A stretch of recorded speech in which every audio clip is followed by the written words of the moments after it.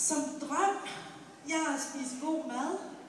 Jeg cykler rundt på ø og dufter til blomster og går rundt i bjerg og nyde natur. Jeg sov længe til middag og handle lidt ind hos købmand og så sidde på havnen og spise avis.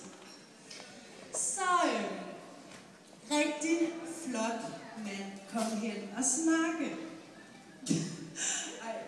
Jeg med det samme se, han rigtig store brun øjne har og flot hår og muskel på overarmen.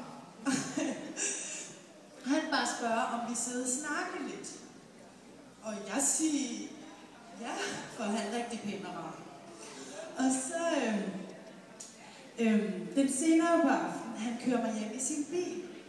Jeg er sommerfuld i den mave og rigtig lykkelig over at møde en rar og flot mand i mit liv. Og altså, jeg faktisk tror, at nu er det rigtigt. Nu er jeg endelig finde den eneste ene, og jamen, nej, men jeg er endda begyndt at tænke, at jeg tager ham med hjem til mit land. Ja, og næste dag, han kom forbi min hotel, og han charmerer sig ind.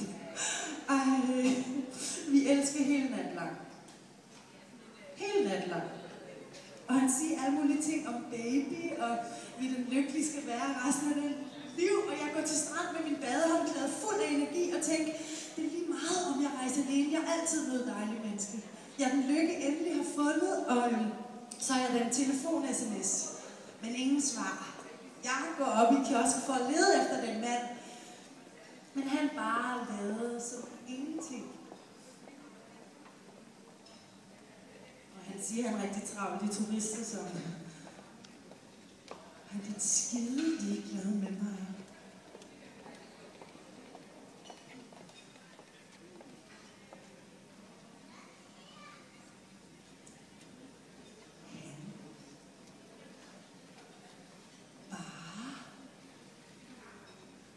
Lægge den sæd i den mund og bare fortsæt slå ting ind på kasse og sæt oliven på hylde.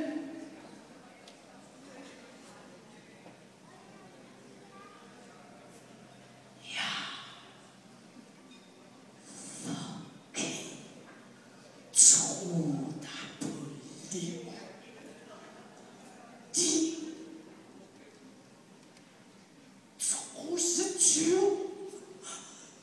Du ikke tror, kvinden fra koldt land har varme i hjertet? Ja, skrig efter dig på torvet, når jeg der ser.